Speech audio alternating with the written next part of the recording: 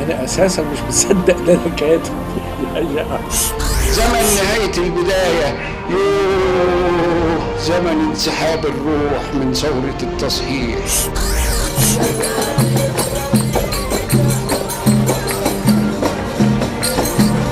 عايز تخش الوان قهوه. والله الالوان دي كانت جديده.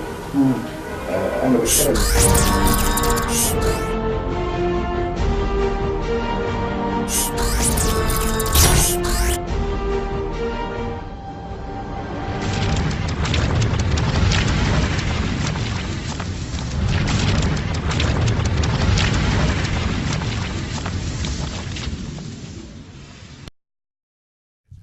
استاذ محمود، من عالم الكتابه للطفل برضو احنا دخلنا في عالم الكبار، وصاحبت كل ادباء مصر الكبار. ما فكرتش تكتب للكبار؟ ازاي ما كتبتش للكبار؟ ما كنت بكتب حاجه، ما كتبتش كتب للكبار. وديت فكره مين اللي قال لي عليها؟ حد قال لي ما تيجي بدل ما تعمل لغز للطفل تعمل لغز للكبار وهتبيعه وبتاع. قلت له دي تركيبه تانية وعايزه تفكير تاني وعايزه وقت، وانا ورايا شغل كتير وورايا مصاريف كتير وبكسب كتير ومش مساعد. اصل لما يكون واحد ناجح تروح تقول له غير واعمل ده، انت مالك؟ هو ناجح اهو خلاص، هتنصحه بايه بقى؟ فانا كنت ناجح في مهنتي جدا وبكسب منها كويس، وولادي بيتربوا بعربيات وبتاع، كل ولد عربيه وكل واحد. فانا ليه اروح اغير اكتب للكبار؟ يمكن افلس. فما رضيتش اعمل العمليه دي، تاني اكتب للصغار لغايه ما زهقت حقيقه. يعني في الاخر زهقت من ناحيه ومن انيس منصور الله يرحمه من ناحيه ومن الضرايب من ناحيه. بدا يعني انيس منصور ده فيلم بنتكلم في انيس منصور. كان رئيس مجلس دار المعارف وطلب يقابلني، رحت اقابله. اهلا يا انيس، اهلا يا محمود وبتاع مش عارف ايه. قلت له يا استاذ انيس طبعا. قال لي اهلا يا محمود وبتاع. قال لي اسمع يا محمود، هو كان فظيع، انت دلوقتي اكتشفنا انك بتكسب اكتر من دار الهلال. قلت له ماله؟ مكسب اكتر من دار الهلال؟ دار الهلال بتشتغل، انا اللي بشتغل. قال لي لا لا لا لا، انت بتاخد 10% على الغلاف و7% في اعاده الطبع. قلت له ما احنا بعيد طبع ايه ده؟ انا طبعت 17 مره، قعدت طبع 17 مره، كل مره الفلوس جايه جايه جايه لغايه السنه اللي فاتت، لغايه اول السنه دي. فقلت له انت عايز ايه يا استاذ انيس؟ قال لي عايزين نخفض النسب بتاعتك. قلت له لا مش هخفضها. هو كان في دار الهلال؟ هو كان رئيس مجلس اداره دار المعارف ده، قصدي دار المعارف، انا اسف. قلت له لا مش هخفضها، هو اذا كان عجبكم عجبكم، مش عجبكم امشي. انا عارف بقى ليه، لان اعاده الطبع هي اللي هتجيب لي الفلوس. هكتب من جديد مش هاجي، فهو مش واخد باله انا مكسبي في اعاده الطبع الحقيقه يعني. قال لي مش عارف ايه وبتاع. طب اسمع، نخليها 8% بدل 10% و5% بدل 7%، وقعد يحسبها حسبة. قلت له اعملها زي ما انت عايز ماشي، وما كتبتش تاني. قلت خلاص خليهم بقى يعكوا وانا مش كاتب تاني، لغايه ما جت دار الشروق طلبت مني 10 الغاز ودفعوا لي مبلغ. يعني ابراهيم معلم كلمني قال لي، ابراهيم معلم ده انا اعرفه ولا بالشرطه، وابوه كان محمد معلم، كان بيعملوا حاجه اسمها دار القلم، يعني في اسرار. فابراهيم كلمني، مش عايز تقولها؟ مش يعني كان ليا معاهم منظر يعني انا كنت بشتغل مستشار الواحد بليونير سعودي، مستشار درع في دار اسمها دار عكاظ، كنت انا المستشار بتاعها وهو رئيس مجلس الاداره، وحبني زي ما الحمد لله اكتر اللي بشتغل معاهم بيحبوني. وكان مخصص لي طائره خاصه، كان عنده 4 طيارات جيت ستار، منهم واحده ليا اسافر بيها من روما لباريس. يعني انا شفت عز زي ما شفت فقر، ده زي ده عندي والحمد لله. لا ده هزني ولا ده هزني. فاحنا كنا فين؟ احنا بنتكلم على علاقتك بانيس منصور في حكايه الالغاز. جه عم انيس منصور قال لي ده مش عارف ايه ومش عارف ايه. قلت له لا مش هخفض زي ما انت عايز، بس انا مش هكتب تاني.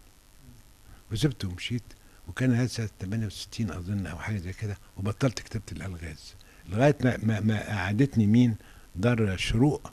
ابراهيم معلم قال لي يا استاذ محمود كذا كذا كذا انا جاي لك. قلت له تجيب لي فلوس جديده في ظرف كبير ابيض واذا فيهم قرش قديم مش هاخده. ظرف ولا شنطه؟ لا ظرف ابيض كبير كده مرصوص فيها الفلوس، وجابهم لي وجالي، وخدت الفلوس وتعاقدت على 10 ألغاز جداد كتبتهم وبطلت.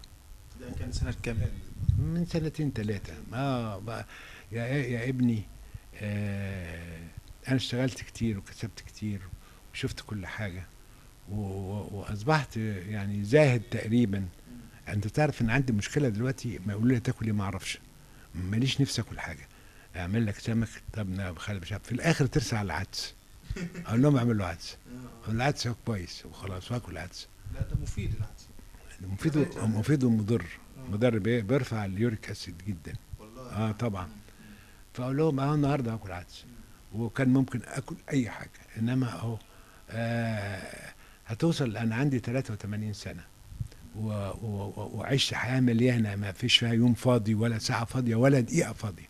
كله كان شغل، وكله كان مأكل، كله كان اكل، وكله كان حب، وكان كل حاجه في نفسي عملتها. فبحس في الاخر ان انا مش عايز حاجه من الدنيا. ذاتس انف، فول ستوب. ولادي يقعدوا يزعقوا، يقول انت بقى هتقعد تعكنن علينا وبتاع. وبعد كمان مراتي ما ماتت، ودي تجربه مريره جدا. الراجل بعد مراته ما تموت بيتبهدل، بيعرف يتبهدل يعني ايه. مهما كان الشغاله اللي عندك كويسه ولا وحشه، مش هي مراتك. وشوف اعز رابطه هي رابطه الزوج والزوجه اذا كانوا بيحبوا بعض وتدوم. انا اتجوزت كام سنه؟ 50 سنه. عمري مش اقول لك عمري ما اتخانقنا، بس خناق محترم، وبالاضافه انه خناق ما يباتش. ودي نصيحه للمتزوجين، ما تخليش خناقتك تبات، لانها تقوم تاني يوم هتيجي مشكله تانية، هتحط التانية على التالتة والرابعه هتلاقي على طلاق جري. المشكله تتحل ليلتها او ما تتحلش. لو نمت تصبح الصبح ما حصلش حاجه، انتهت. وده المبدا اللي انا حطيته لمراتي. نمره 1 ان اديلها مرتب كل شهر، ملهاش دعوه معايا ما معيش، ملهاش دعوه استلفت سرقت ملهاش دعوه. اول الشهر ظرف فيه فلوس الشهر، ده مصاريف في البيت، ماليش دعوه بقى بعد كده. تاكل تشرب تعمل، ما عدا مصاريف الرحلات، مدارس، الحاجات الكبيره دي انا متكفل بيها.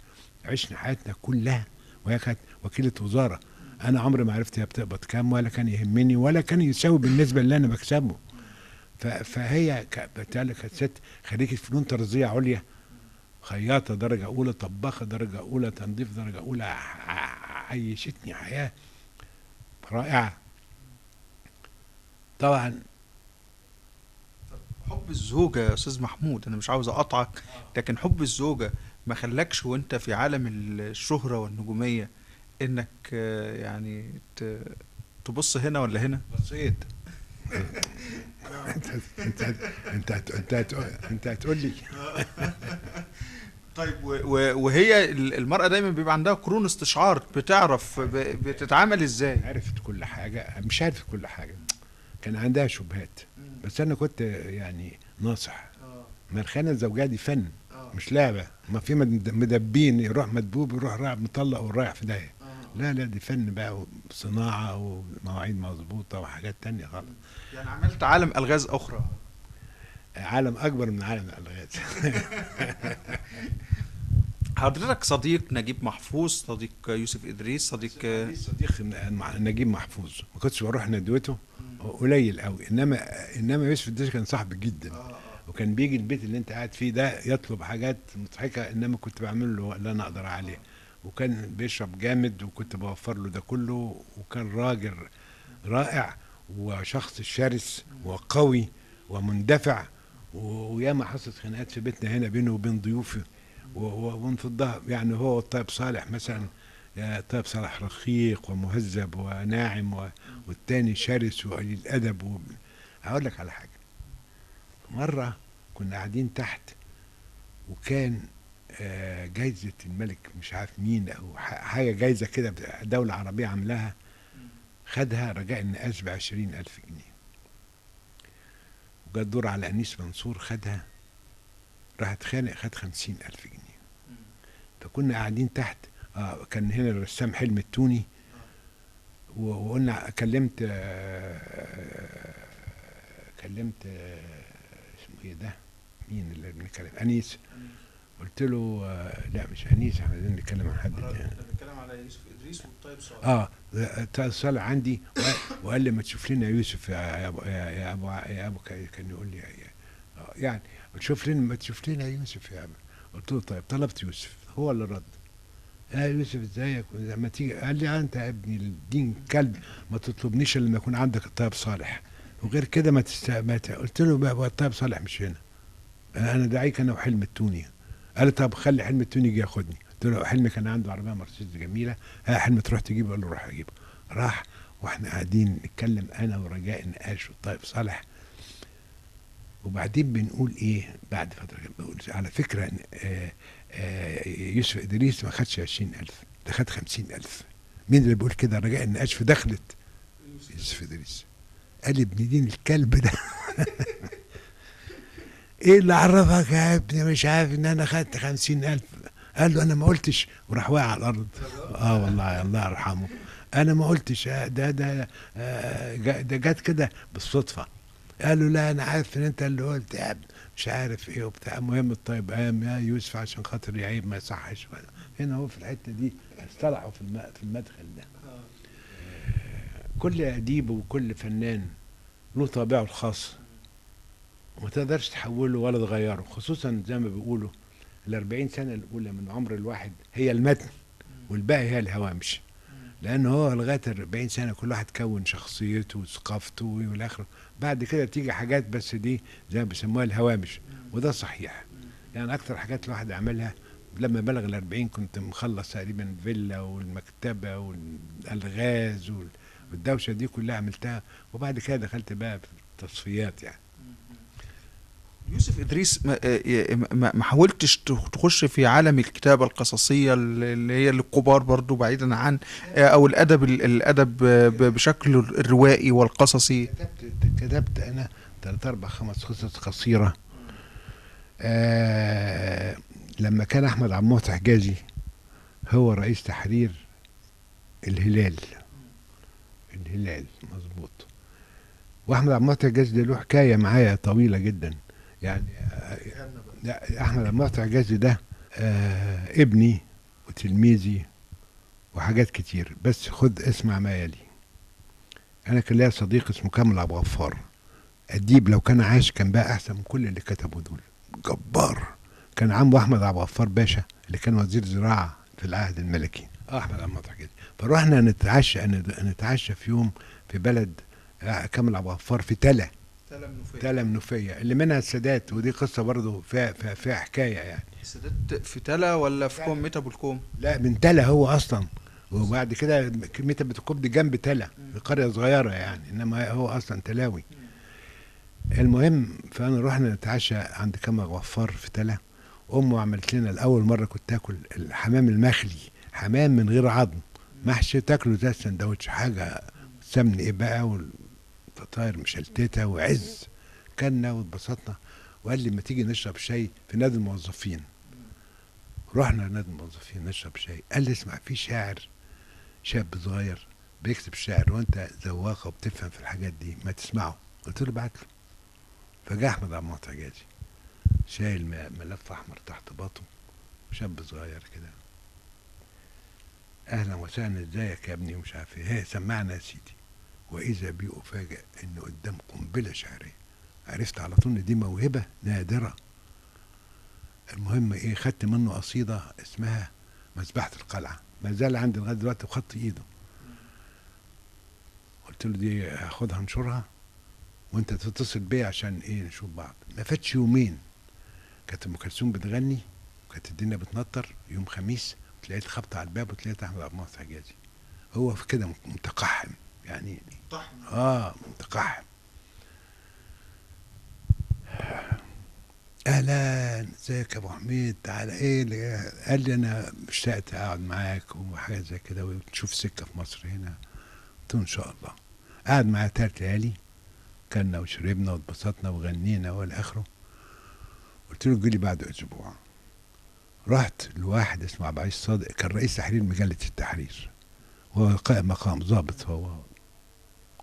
المهم قلت له في ولد شاعر اسمه كذا كذا كذا، قال لي هخليه يجي. جه كان عندي في البيت وقرا له شويه قصايد، عجبته قصيده اسمها المخدع او فاتنه المخدع، بس قصيده تقليديه، واحمد يكتب ده وزي ما يكتب ده، الحر شاعر الحر والتقليدي بنفس الكفاءه. عجبته القصيده، خدها نشرها، وابتدى احمد يتردد على دار التحرير وعلى مجله الرساله ومجله مش عارف ايه، وشيئا فشيئا هو موهوب جدا جدا وقارئ ممتاز. هوب هوب بقى رئيس القسم الادبي فيروز اليوسف، وقال لي بقى تعالى اكتب لنا قصص. كتبت 3 قصص، منهم قصه اسمها زجاجه كبيره فارغه، يعني عن حياه الواحد، انها عباره عن ازازه فارغه، كلام بقى من التجريدي والحاجات بتاعت الموضه بتاعت الفتره دي. كتبت 3 قصص وبعدين بطلت. الستينات. بطلت، ده ما بدفعوش طبعا، وانا ما اشتغلش الا بفلوس بصراحه يعني اعمل حاجات كده اللي الناس محتاجيني، انما يكون ناس معاهم فلوس يدفعوا لي، وانا بشتغل عشان كده. حضرتك ده علاقتك باحمد عبد المعطي حجازي، وحكيت لي وانا اعرف على العلاقه الوثيقه مع الطيب صالح. احنا عاوزين نتوقف عند شخصيات مهمه في مسيره الاستاذ محمود سالم. الطيب صالح. سنة 68 1968 وانا رئيس تحرير مجله الاذاعه والتلفزيون، كان ليا اخ مهندس في المانيا بيدرس حاجه اسمها هيدروليكا الميه عشان يشتغل في السد العالي، يرجع السد العالي، بعثات من اللي كان بعتها جمال عبد الناصر. لما قامت حرب 67 واتهزمنا، بدأوا الألمان واليهود منهم يتريقوا على المصريين ويزقوهم، فراح قرر انه يرجع. كان قضى 4 سنين 8 سنين 6 سنين، 4 منهم بعثة وسنتين جدعانة. فجاه ومعاه عربية مرسيدس 200 جديدة نوفي. رحت، كان في وزير مالية اسمه قطب او حاجة زي كده، قلت له انا اخويا يتمتع بالاعفاء. سأل، قالوا له لا، ال4 سنين فاتوا، ال2 دول ما يحسبوش. قلت له طب افرج عنها، ولما يجي عليها جمارك هندفعها. فالراجل كتر خيره تفرج عن السياره فورا. رحت خدنا السياره ورجعنا، عملنا حادثه ومات اخويا فيها. هو اللي كان سايق مرسيدس 200 رهيبه جاز. يا ابني على مالك. والطريق الصحراوي ده كان طريق رفع كده، ما كانش بقى مزدوج. ده الحاجه غريبه ان احنا تلاقينا واحد ماشي لوحده في الصحراء، ماشي من اسكندريه راح القاهره، ندهنا له تعالى نفصلك ببلاش، وحطينا له شوكولاته واكل بتاع، اتقطع في العربيه والله العظيم. شوف المقادير بتعمل ايه. المهم الطيب صالح، رحنا سنه 68 ورئيس تحرير، رحت مع عبد المنعم سليم صديق الله يرحمه لندن. ده مرتبط بقصه اخويا. ناس قالوا لي انك انت ليك تعويض ضخم في اخوك اللي مات ده، فتروح مقر الشركه في المانيا في مانهايم، هتلاقي. رحنا انا وعبد المنعم المانيا، ورحنا القسم المخصص، ورحنا الموظف الالمان بقى مجهز ملف في كل حاجه. قلت له فلان فلاني، قال لي انا جالي جواب منك، واحنا بعتنا لك جواب ان اخوك لا يستحق معاش. ليه؟ قال لي عشان مش مخلف، احنا عندنا القانون اولاده بس اللي ياخدوا مراته، لا هو اتجوز ولا خلف، اخواته ما لهمش. يا عم فطولة. قال لا طب حاجات قوانين، امضي انك خلصت الكلام. خلصنا ومشينا. بس رجعنا على لندن. عبد المنعم قال لي احنا فلسنا احنا الاثنين، قلنا نروح للطيب صالح يعمل لنا برنامج محوري وبتاع زي ما ده كده في البي بي سي، ويدفع لنا قرشين. واحد اسمه عز الدين كان برضو ماسك قسم الموسيقى، وواحد ما اعرفش قال هنجيب قرشين حلوين. رحنا طلعنا الطيب صالح، دول كلهم شطبوا الميزانيه بتاعتهم وقاعدين على الوضع. محظوظين جدا جدا. فراح. فاحنا فوجئنا طبعا، ما معناش فلوس. عبد المنعم عاش في لندن قبل ما انا اروح 4-5 سنين مع مراته الدكتوره هدى حبيشه، الاديبه المترجمه الممتازه، ماتت من 2-3 وقعدوا في لندن 4-5 سنين، فيجيد الانجليزيه ويجيد المشي في حواري لندن وفي الحته اللي تاكل فيها اقل وتدفع اقل. انا ما اعرفش. المهم هو قال لي انا هروح عند واحده اسمه ادجار فرج صاحبه، هبات عنده وهنشوف لك حته تنام فيها. قعدنا.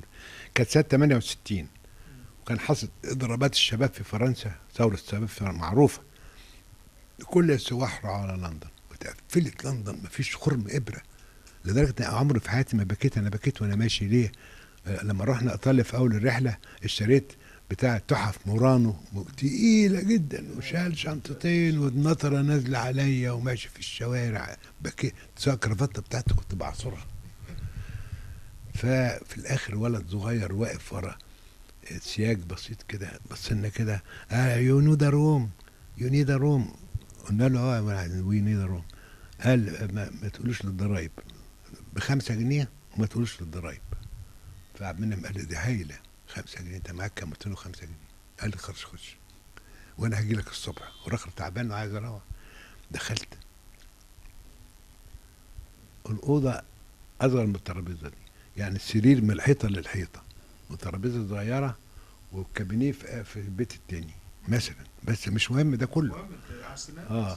معانا ازازه كونياك اسمها ايه، كونياك فاخر جدا، واخدها وانا جاي من المطار. قلت ايه اشرب منها؟ مفيش اكل، مفيش شرب، مفيش حاجه. في كوبايه قد كده زرقاء تافهه كده محطوطه على البتاع، املى وعبي. ورحت رايح في النوم. جه عبد المنعم سليم تاني يوم ورحنا بقى للطيب صالح. فالراجل الحقيقه كلم مراته في التليفون تعمل عشاء، وقعدنا في بار احنا ال3 شربنا واتبسطنا وطلعنا. رحنا متعقل الساعه 11 بالليل. في انجلترا ده كلام فاضي، يعني الساعه 9 تاكل الساعه 9. فالست اسمها جولي كانت هنا قريب. جولي كانت عملت العشاء وحطته برد. وبالمناسبه بيعملوا البطيخ بملح. بملح ده في السودان ولا لا في انجلترا في بملح. فاحنا كان العشاء ده مخلل ولا ما اعرفش. المهم رحنا، طبعا الاكل برد، لحوم وحاجات زي كده. بدأت علاقتي هي فيها حته الاتراكشن او الجاذبيه الشخصيه، انك تحس بواحد كده انك بتحبه. خلاص بقى ما فيش اسباب، ما فيش مش عارف طويله عريض، حست كده زي عم محي الدين فرحات حبني اكتر من ابنه. المهم من ساعه الطيب ما شافني وانا شفته زي المغناطيس مسكنا ببعض. خلاص هي دي. بدا الطيب يجي القاهره كل صيف ولا كل شتاء، كل شتاء اظن، كل شتاء 3 اشهر. يأجر شقه ما زالت موجوده حتى الان، لانه كان بيجي هو وعبد الرحيم الرفاعي اللي كان رئيس القسم العربي، وكانوا زملاء في BBC وبعدين زملاء في سويسرا. يجوا يسكنوا هنا في شقه جنبنا الزمالك، في الزمالك. هو ياخد الدور السابع وعبد الرحيم ياخد الدور ال11، ويجوا ممونين طبعا مشروبات وحاجات وسهر بقى للصبح وحاجات زي كده.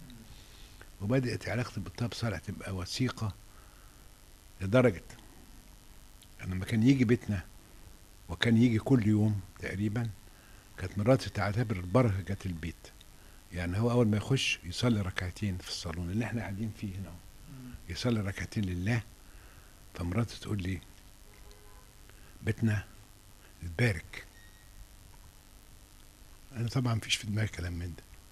ويقعد يتعشى ويدعو من يشاء، يوسف إدريس مش عارف مين حرافيش مصر كلهم يجوا، وحجازي وعبد الصلاح عبد الصبور، وكل ما تفكر فيه من المثقفين يجوا بيتنا ده يبقى فيه مثلا 25 واحد، وبحمد الله بالواجب. والطيب كان يقول لي انت ايه عمده شيخ بلد، شيخ طريقة، شيخ قبيله، شيخ طريقة. انت شيخ القبيله. كل دول اجتمعوا، وما زال اللي باقي منهم لغايه دلوقتي انا اللي بعمل السهره، عشان بيتنا سهل، ما بتطلع سلم ولا اسانسير، بتفتح الباب بتخش على الصالون، يا هنا وتقعد تاكل تشرب زي ما انت عايز. يعني يا صديق مسيحي اسمه الدكتور مكين اسحاق بتاع سنان، معاه مفتاح لبيتنا. كنا كل ليله اروح له، هو كان ياخد مريض كل نص ساعه، مفيش اكتر من كده، وياخد 6 مرضى في الليله، ويقول لي كفايه كده ونروح انا وهو عشان نيجي نشرب. ف مره قال له مدير الطيران، رئيس سلاح الطيران، واحنا بنقفلنا شقه وخارجين، ما دكتور مكين انا عايز اشوفك. قال له ولا دقيقه. قال له لا انا قفلت العياده خلاص، انا ما دافع العياده ما افتحهاش. قلت له يا مكين يؤذوك؟ قال لي يؤذوني اللي يعمل دي لدرجه دي يعني. فكان بيتنا بالحمد لله مفتوح لاصدقائي سنين طويله جدا. كانت مراتي الله يكرمها ويرحمها. طيب الطيب صالح، أدب الطيب صالح، يعني الجزء السوداني، التراث بتاعه السوداني، يعني كيف تعاملت مع إبداع السوداني الجنوب؟ إيه المشترك بيننا وما بين العادات والتقاليد السودانية؟ مشترك كتير جدا جدا، ده حرام علينا اللي احنا بنعمله ده. السودان ده جزء من مصر، ومصر جزء من السودان، والوحدة الحقيقية يجب أن تكون بيننا وبين السودان، مش بيننا وبين سوريا زي ما عملنا، بيننا وبين السودان. الامتداد الطبيعي الرهيب ده والأراضي الخصبة، وإحنا عندنا عمال ملهاش أول ولا آخر عمالة، نروح هناك. هم الأقرب إلينا، أقرب، والبيئة والناس السودانية. أطيب شعب عربي مع تجربتي الواسعة هو الشعب السوداني. أصبح الطيب صالح ده يعني جزء من حياتي لمدة 3 أشهر تقريبا، كل ليلة بتعشى عندي وأدعو من يشاء. في أحداث مضحكة جدا حصلت، مثلا إيه، مرة سهرنا هنا معانا يوسف إدريس والطيب وعبد المنعم وأنا، وكلنا وشربنا واتبسطنا. فيوسف إدريس قال أنا مش عايز أروح. ليه يا يوسف؟ قال لا عايزين نشعشع تاني. فالطيب قال له طب نروح لوكاندا. كان الطيب بيفضل المريدان القديم اللي كان أجمل يا والأوضة الواسعة والصالات. نروح لوكاندا نكمل هناك. رحنا، كان أنا عندي مرسيدس باخدهم رايح بيهم جاي. رحنا، يوسف إدريس قال له أنا عايز أشرب كونياك كورفوازيه، وده أغلى حاجة تشتريها، وصل في لوكاندا بقى. وشوف في الزمن ده من 20 سنة ولا 30 سنة. فطلبت الريسبشن، قلت لهم عايزين ازازه كورفوازيه والمزات وبتاع. قال لي ب 650 جنيه، ايام ما كانت ديت مبلغ رهيب. فقلت له معلش هاتهم، هطلع الحاجه يعني. قعدت اكلم ولادي عشان يجيبوا لي فلوس كافيه وبتاع، وقعدنا سيرنا. واذا بيوسف ادريس يقول للطيب صالح انا عايزك على جنب. فالطيب قال له ليه يا يوسف؟ قال له انا عايز اقول لك على كلام بيني وبينك. قال له مفيش كلام بيني وبينك ما يعرفوش محمود وعبد المنعم، اذا كان في كلام تاني بقى ما تقولهوليش. شوف الطيب، قول يا قال له انا جالي مندوب من جائزة نوبل، عرض عليا جائزة نوبل. قلت له الطيب صالح ياخدها الاول وبعدين تقولي. فانا والطيب وعبد المنعم نعرف ان جائزة نوبل ما بتبعتش حد على طول. طبعا ما قلناش، ما اتريقناش ولا ضحكنا. وبعدين يوسف طيب بظرفه، ليه يا يوسف كده؟ خدها انت وبعدين ابقى خدها. لا لازم انت تاخدها الاول، وانا اشترطت عليهم كده السنه الجايه انت اللي هتاخدها. قال له يا ريت، انا متشكر قوي يوسف. المهم قضينا السهره وبعد قعدنا نضحك. لا يوسف عمل ليلتها عامله بايخه جدا. قال لي انا مش عايز اروح، ايه رايك تعمل لي ايه؟ قلت له انت عايز اعمله لك، تعالى عندنا. قال لي لا انا هروح بيتنا اغير هدومي وانزل، بس تيجي توصلني بعربيتك. قلت له طيب. ندهت الواحد من ولادي اكرم ابني، قلت له خد وصل يوسف بيه زي ما هو عايز، وانا تعبان جدا، ليله طويله عريضه. ورحت نمت. راح ابني وصله بيته واستناه تحت، قعد استناه انت لغايه تاني يوم الصبح. طلع نام ونسي اللي هو بيعمله. ابني كلمني الساعه 11 الصبح قال لي يا بابا انا لسه قاعد قدام السيستم والبابا ما جاش. قلت له يا ابني روح، تعالى سيبك منه. طيب نجيب محفوظ ما كنتش حضرتك من حرافيشه؟ لا ما كنتش. ليه بقى؟ ليه؟ انا عاده الاعداد بتاعتي في بيتي، يعني اللي عايز يتفضل اهلا وسهلا، بيتي واسع ويجي يقعد. انا لما اروح لحد نادرا ما افعل، نادرا يعني، لدرجه جمال عبد الناصر ما روحتش يا راجل بقى، يعني اروح لمين ولا حاجه تهمني. ليه بقى؟ انا برتاح في بيتنا واللي انا عايزه موجود، وهاتوا كذا يجيبوا وهاتوا كذا، ما فيش حاجه اسمها ما فيش. طيب استاذ محمود، من الطيب صالح ليوسف ادريس، رجاء النقاش، وانا اعرف ان علاقتكم كانت علاقه الناقد والانسان رجاء النقاش، وانا اعرف ان الانسانيه كانت نبع متدفق في رجاء النقاش. رجاء النقاش كان في عيب رئيسي، يا يحب يا يكره، مفيش وسط. منطقه رماديه، مفيش. يحبك انتهينا، كرهك ما تعرفش تشتغل معاه ولا تكمل معاه. فلحسن الحظ انا اعرف رجاء النقاش من يوم ما كنا طلبه في الجامعه، انا بروح كليه الحقوق وهو بيروح كليه الاداب، نركب اتوبيس 12 احنا الاثنين من هنا من الجيزه لبيوتنا. في ساعات نركب نفس الاتوبيس ونمسك البتاع ونقعد نتهز يمين وشمال ونخبط في بعض، واخيرا تعرفنا بهذه الطريقه، من نخبط في بعض، انت مين وانا مين، انا فلان رجاء النقاش كليه اداب قسم اللغه العربيه، محمود سالم كليه الحقوق. وفاتت الايام، بدات اعاده علاقتي برجاء النقاش من خلال صراع كوميدي، ممكن تسميه كوميدي. هو كان رئيس تحرير مجله الكواكب وانا رئيس تحرير مجله الاذاعه والتلفزيون، والمجلتين دول اهداف متنافستان، فن بقى ومرقصات وممثلين ومسرحيات وتلفزيون. جينا حرب 67 في مايو 67 الجيش المصري في حالة تعبئة كاملة وإلى آخره. فرجاء النقاش عامل إيه؟ عامل دعوة تبرعات فنانين للمجهود الحربي. جمع كام؟ 500 جنيه.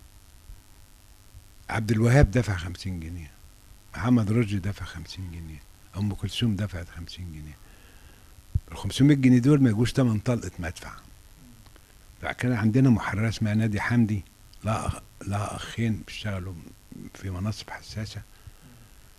قالت لي ما تيجي نعمل احتفالات زي لما بيعملوا الجيش الأمريكي في الجبهة.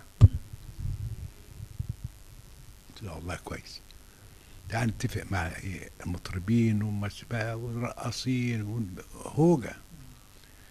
اتصلنا بعبد الحليم الله يرحمه فرحب بذلك، ومحمد رشدي ومش عارف مين المرقصات المشهورات في الوقت ده وممثلين، وعملنا رابطه مظبوطه ومستنيين كل يوم نربط الرابطه دي ونتصل بقوات مسلحه. كان عقيد اسمه مش عارف ايه كده، الشؤون المعنويه. هو العقيد ده المسؤول، عقيد. فيقول لي لا معلش نفك الرابطه، كل واحد معلش يا فلان ما جبتش هتيجي النهارده، يقول بعد يوم ولا اتنين، بعد يوم ولا اتنين نربط الرابطه وهوب ما يجيش، يقول لك لا ما فيش النهارده الحاله ما تسمحش، لغايه ما جينا يوم 5 يونيو قال لك الحاله تسمع. قال لي الحاله تسمع. كلمنا عبد الحليم كان عنده نزيف ما قدرش يجي، وكلمنا محمد رشدي وباع كم. في اول ما طلبوا مني ان انا اقول كلمه، انا المسؤول، وطلعت اقول لهم بقى بالبحر ونرميهم في البحر ونموتهم في البحر وقواتنا من اليمين والشمال اللي كان بيتقال لنا. ده هو ده الخطاب الاعلامي في الوقت ده. وقام بعد هذا العقيد كرر نفس الكلام ده والحفله اشتغلت. فهو قال لي انت تشربوا ايه؟ قلت له انا اشرب قهاوي وشايات وحاجات. قال لي لا انا جايب ايه؟ صندوق كذا تشربهم معايا بس بشرط مفيش كاس يروح لظابط. الظباط بقى بتوع الطيران دول لابسين بتوع المؤسسة دول وقاعدين في الخلفية كده على اساس انه يمكن تحصل حرب ينطوا شوية كده. الساعة على 11 اليرت، قال له في غارة جوية، اقفل يا جدع اجري مش عارف ايه كله، قفل وطفينا وقعدنا ساكتين. شوية قالوا دي غارة وهمية، البس يا جدع وبتاع وطلع وقولوا. ده كنتوا فين بالظبط يا استاذ؟ قاعدة أنشاص في القصر الملكي، في حدائق القصر الملكي في أنشاص، أفخم حتة في مصر. حمام سباحة والعساكر قاعدين هنا والظباط قاعدين هنا واحنا قاعدين هنا، والأكل جاي من إيه؟ من الإصلاح الزراعي، أكواب من اللحم والطبيخ. كانت حاجة أسطورية. أنا آسف، كانت حاجة أسطورية الحقيقة يعني. وبعدين روحنا احنا منتصرين بقى. الإذاعة كل ساعة 73 طيارة اسقاط، 13 طيارة. كانت الحرب شغالة. كانت الحرب بدأت الساعة 8 واحنا مش داريين. لما رجعت البيت اتصل بيا زميل اسمه حسين قدري، ما زال حيا يرزق. قال لي يا ريس، قلت له ايه؟ الساعة تقريبا 5 الصبح. يا ريس نعم. قال لي ده احنا اتغلبنا. قلت له ازاي؟ قال لي الكلام اللي اتقال ده احنا في مجلس الامن دلوقتي طالبين وقف اطلاق نار. ازاي يا حسين؟ احنا بقى مجهزين ملزمه كامله عن الحفله والاغاني والانتصارات هوب لبست هدومي وجري على المجله، شيل ده كله وشوفوا لنا حاجه ايه تانية ننشرها. جبنا حاجات بقى من بناء الوطن، الحاجات القديمه. ما فيش اسبوع قدمت للمحاكمه. جالي 2 ضباط قالوا لي تحب تيجي معانا ولا تيجي لوحدك؟ قول البيت. قلت لهم اجي لوحدي. اتفضلوا انتوا انا هاجي وراكم. ورحت. انعقدت المحاكمه برئاسه الرئيس حسني مبارك. كان يوميها هو قائد قاعده بني سويف وهو اللي ماسك القضيه. كنت انا بقى عملت الحادثه بتاعت اخويا ديت اللي مات فيها وكسرت حتت ونام في مستشفى العجوزه. قالوا لي ابوه هاتوه زي ما هو، هاتوه زي ما هو بربطي بكل حاجه، حطونا على نقاله وودوني المحاكمه في ساحه طهران. راوت له كل حاجه ما عدا حكايه الويسكي، لان قائد القاعده قال لي في عرضك بلاش ديت عشان ديت محاكمه عسكريه اعدام. فحسني مبارك قال لي كان في شرب؟ قلت له لا ما كانش فيه. ويسكي؟ ما ويسكي. قلت له ويسكي ما كانش فيه ويسكي. 3 أيام محاكمه، نعيده نزيده. ماما يكرر على نقاله. وهم يكرروا ليه؟ لانك انت غلط، فتاخد بالك اللي انت بتقوله. ما بقول ان كنت كذوبا فكن ذكورا، افتكر اللي انت كتبت فيه. فطبعا ما اعترفتش ابدا بحكايه مره او الاثنين. بعدين بعد 50 سنه ما اتكلمت. وبعدين وكان حسني مبارك وهو بيحاكمك او هو رئيس المحكمة، احكي لي شخصيته. الحقيقة انه كان رقيق جدا وكان متعاطف مع الضباط. ما هم جايين بقى ضباط مسكروا ولا ما سكروش وطاروا ولا ما طاروش. اتضح ان قاعدة انشاص كنا فيها هي القاعدة الوحيدة اللي طلعت وحاربت في السماء، وده كان مبرر قوي جدا لما حدث. يعني هي القاعدة الوحيدة اللي قدرت النقر اللي اليهود كسروا بها المطارات لحقوا وصلحوها وطلعوا الطيارات وعملوا كام طلعة ووقعوا اظن طيارة او 2 اسرائيلي. وده كان مبرر ان يثبتوا ان احنا لا كنا سكرانين ولا تعبانين وان اللي حصل ده طبيعي يعني. انما طردتني لعنة هذه الحفلة. بأولادي في المدارس يسمعوا زملائهم يقول لهم ابوك جاسوس، ابوك مش عارف ايه. ولما امشي في الشارع بتاعنا باشا خدت كام وحاجات زي كده. ولا يعني منهم لله خدت ايه ولا خدت ولا قوضت ولا عمل. ده انا كنت بصرف. هقول لك ليلتها جبنا فرقه فؤاد عرام اسمه بتاع الفرقه الموسيقيه صلاح عرام، متفقين معاه على 70 جنيه. هو الفرقه الموسيقيه لازم تاخد انما الفنانين ما بياخدوش. فقال له ان هم عايزين 12 جنيه تانيين عشان الفرقه ما خدتش كفايه. دفعتهم من جيبي. يعني مش عايز اثبت انا اكبر من ان انا اثبت يعني. لا لا لا طبعا، لا لا. وبعدين ما انت في قصه الشياطين ال 13 احنا كنا عاملينها ليه؟ ما احنا كنا عاملينها علشان اسرائيل، فازاي احنا سبعة كلام بايخ وملوش معنى. وبعدين هو انت يعني طب انت كنت في انشاص، طب بقيه القواعد الجويه وانت كنت يعني كان باللي حصل بعد كده انا كنت في انشاص، وده اللي حصل في انشاص، وصبحنا على هذا اليوم الاسود، ابتدينا نغير جلدنا بقى ونكتب الكلام الجد وبتاع، وبداوا الناس قدموا المحاكمه صدقي محمود في الطيران ومش عارف مين في ايه، وحكايه بقت يا كانت ايام زي الزفت. توقع الكثيرون انهم يشيلوني من رئاسه التحرير، انه يعني خلاص ثبتت الرؤيه، توكل على الله بقى.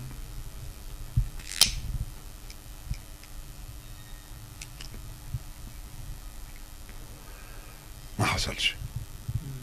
محمد فايق كان وزير اعلام يوميها ولسه عايش دلوقتي ولجنه حقوق الانسان. محمد فايق استدعاني وقال لي ايه، احكي لي ماذا حدث ليله 5 يونيو في قاعده انشاص. مش انت كنت مسؤول؟ قلت له انا كنت مسؤول. قال لي حصل ايه؟ حكيت له اللي حكيت لك عليه بالظبط بدقه، بس من غير الويسكي برضه. لا مع ده قلت له، وهو ظابط وهو بيشرب. فقال لي لا مفيش حاجه ولا حاجه تمسك ولا اي حاجه، موضوع واضح ومفيش مشكله، وسابني رئيس تحرير لغايه سنه 70 اظن سنه 70 لما جه عبد القادر حاتم،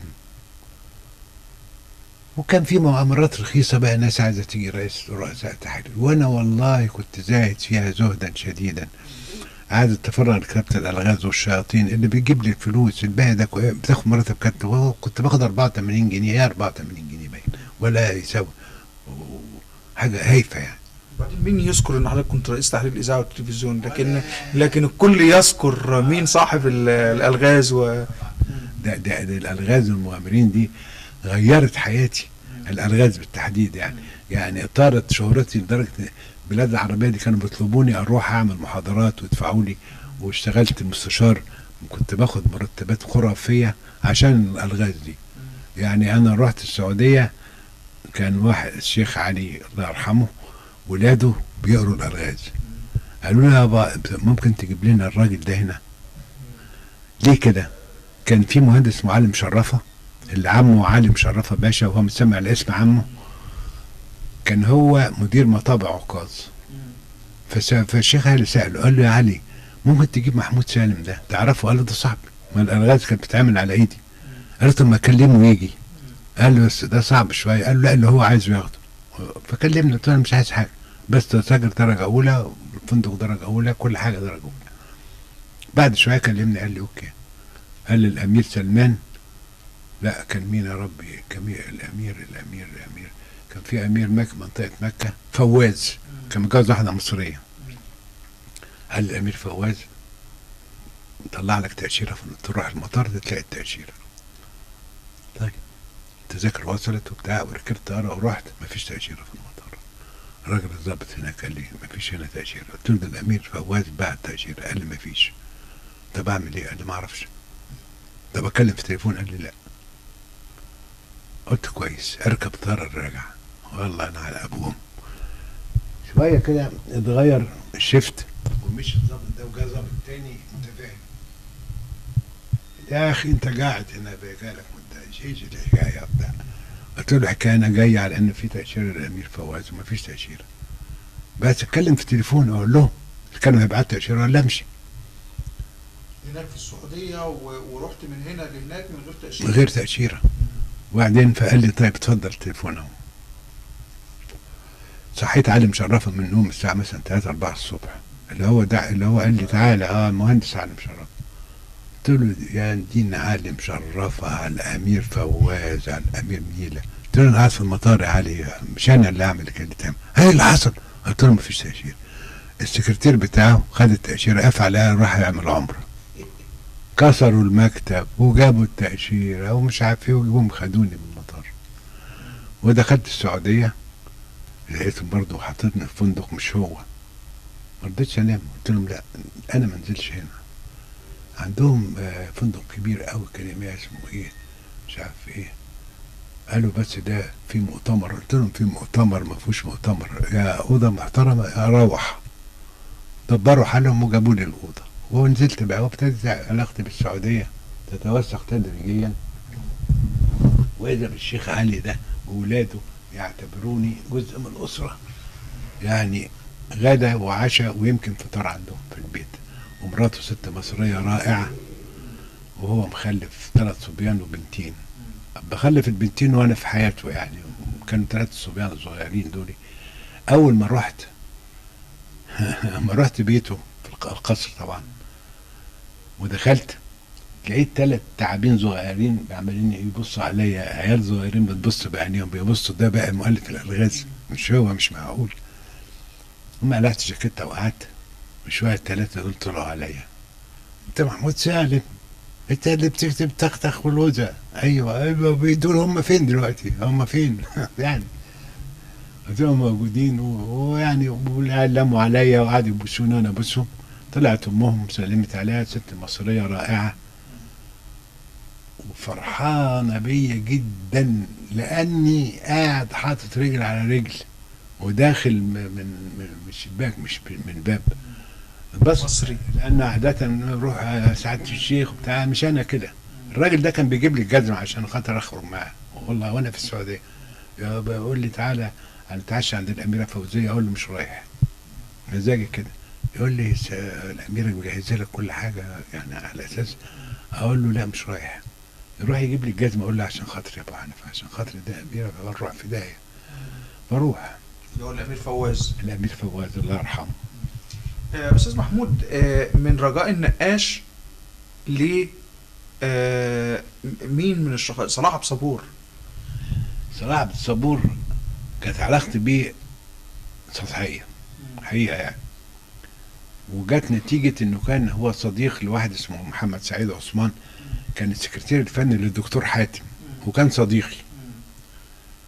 فتعرفت انا وصلاح عبد الصبور، اروح بيته ويجي بيتي. جاء في يوم كان معزوم عندنا وتاخر، وبعدين كلمني قال انا معيش عربيه، كان عنده مرسيدس قديمه 180، فقال لي تقدر تيجي تاخدني؟ انا كان عندي مرسيدس فاخره طبعا. قلت له اروح له، رحت له وقعدت اضرب جرس الباب، بيضرب جرس الباب ما حدش بيفتح. اخيرا فتح لي، كانت مراته واولاده موجودين. فدخلت قال لي اتفضل، وانا بس هشطف والبس وهاجي معاك. فرحت قعدت في مكتبه، فتلاقيته بيكتب قصيده.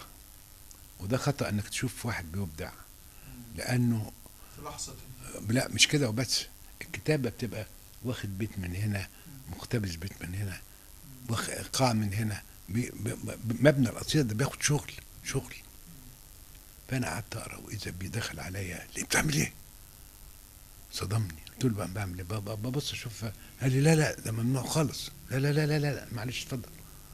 من ساعتها حصل بينا صد ما بعد كده يجي بيته واروح بيته، بس ما احناش على وفاق مثلا زي انا ورجاء مثلا حبايب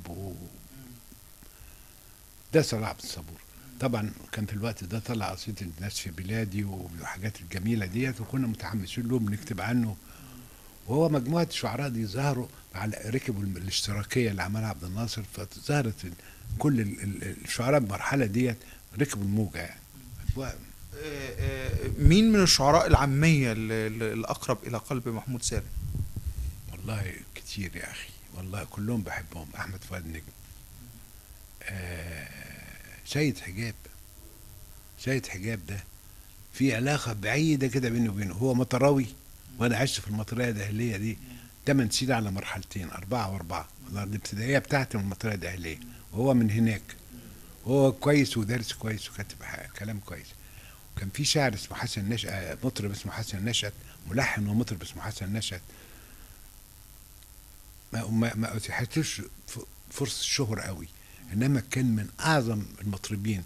بس هو مطرب قاعده زي ما بيقولوا، ما يطلع بره ما ينفعش. فكان بيغني قصيده لسيد حجاب اسمها ساعات يكون الصمت افضل كلام، كما وساعات تكون الحرب افضل سلام. يلي بتسمعوا الدنيا كلام كلام كلام كلام، حطوا ودانكم على جدار الصمت واسمعوا للصمت، فالصمت فيه احسن كلام. فكنا نسمع دي وغيرها من حسن نشأت والشله بقى بتاعت القعده اللي هي وكده، ونعجب جدا بيه. قابلته مره ولا اتنين بس ما عملناش علاقه شخصيه. شعراء عامية تاني، فؤاد حداد علاقتك بيه، صلاح جاهين. فؤاد حداد ده في حياتي مأساة، في حياتي مأساة. أنا كنت بقرأ لفؤاد حداد ومعجب بيه، وبعدين لما بقيت رئيس تحرير مجلة الإذاعة والتلفزيون كانت أحواله المالية سائد، فكان بيجيب لي قصايد انشرها، وبعدين قال لي ان القصايد مش متاحه دايما، يقدر يكتب مقالات. قلت له يكتب، هو كان يعرف فرنساوي كويس، فكان بيترجم لي موضوعات. الحقيقه ان انا ما قدرتوش ماديا كفايه الحقيقه. لو كان الواحد عرف ساعتها قيمته كنت اعطيته اللي هو عايزه، انما على كل حال ميزانيتنا كانت محدوده، وواد احنا كنت بديله اللي اقدر عليه. مجلة الإذاعة، في مجلة الإذاعة وكان معانا الشاعر فتحي سعيد. ويعني تقريبا أنا أساسا قارئ ممتاز للمتنبي ودرسه، وعندي 4 أو 5 تفاسير لديوان المتنبي، بالإضافة أن أنا كنت أعجب بالمتنبي وأنا صغير. لما كبرت كان الطيب صالح أحسن من يتحدث عن المتنبي وأحسن، وهو اللي دعا لإنشاء دار المتنبي في جدة وعملوها بناء على دعوته. فأنا أميل أكتر للفصحى وللأصاد العربية المحترمة، جبال، وأستمع. شوف الحاجة اللي تعجبك مش ضروري تكون كده ولا كده، المهم إنها تعجبك، إنك تحس بيها، ما يهمكش مين اللي كاتبها، كبير صغير، كل ده مش مهم. المهم انك تحس انك انت الحاجه دي دخلت جواك تحبها. شاعر كبير، شاعر صغير، عاميه، فصحى، كله يمشي. صلاح جاهين عرفته في اخر ايامه، ودعاني ببيته 2 3 مرات، وكان بيجي بيتنا هنا ايام كان بيكتب الرباعيات، وكان يقولها لنا قبل ما يذاعها وكنا نسمعها، وعندنا حد من الشله بنسجلها بصوته. صلاح جاهين ده موهوب درجة أولى، ما في موهوبين بس ده درجة أولى أو فوق الدرجة الأولى شوية، لأنه كتب مسرح، كتب شعر، كتب غنى، مثل، عمل كل حاجة. موهبة من فوق لتحت، مليان موهبة. صلاح جاهين كان راجل رقيق. ياه، أمل دنكل ده قصتي معاه زي الزفت الحقيقة يعني. كانت أحواله سيئة، وكان يعني الله يرحمه كلنا مرينا بالتجارب ديت، لا يجد ما يأكله تقريبا، ولا يجد حتى ينام فيها حتى. فكان يجي لنا المجلة إذاعة التلفزيون، نعمل له قرشين أول الشهر. جه في يوم كتب قصيدة عارية زي ما بيقولوا، هو كان جريء أول سنة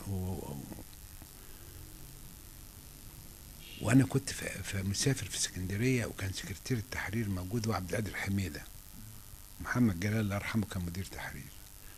راحوا نشرها من غير ما يقروها، واتقلبت الدنيا، ورجعت لقيتني تقريبا في الشارع.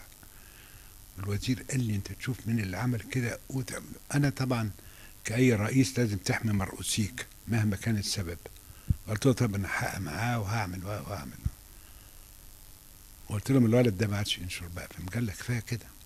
المهم فاتت الايام وطلع اول ديوان له، وقابلته في مناسبه ما. قلت له يا امل طلع ديوان، ما يهونش عليك تبعت لي نسخه؟ قال لي ابعت لك نسخه ليه؟ ما انت معاك فلوس، ما تشتري يا اخي.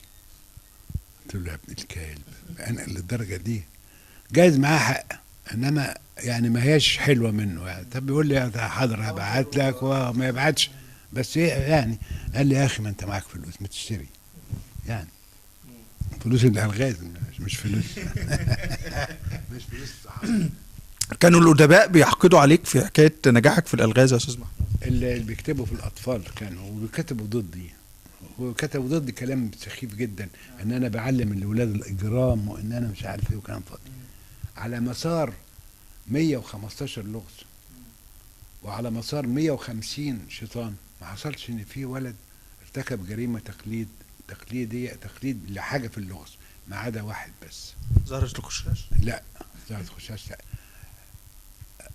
لغز الرسائل الغامضه. انت عارف كان في ولد يبعت رسائل بيهدد مش عارف ايه وبتاع وهو ما يقصدش حاجه، طفل تافه يعني، فواحد خد الفكره دي وبعت رسائل لناس وحصل فيها تحقيقات وبتاع. هذه القصه الوحيده. الباقي شوف كام لغز وكام جريمه وكام شيطان ما حصلش، ومع ذلك كتبوا ضدي. اصل شوف النجاح له ثمن، وراه بقول ما لا يقتلني يقويني. ايه اضرب يا سيدي واكتب، ما بتكتب اسمي خلاص اكتب زي ما انت عايز، ما اخدش ارد عليهم ولا اقول لي ده ايه ولا ايه. اللي عايز يشتمني اتفضل، اهلا وسهلا، الباب مفتوح، اتفضل اشتم، ما عنديش مشكله. اشتمني على ايه؟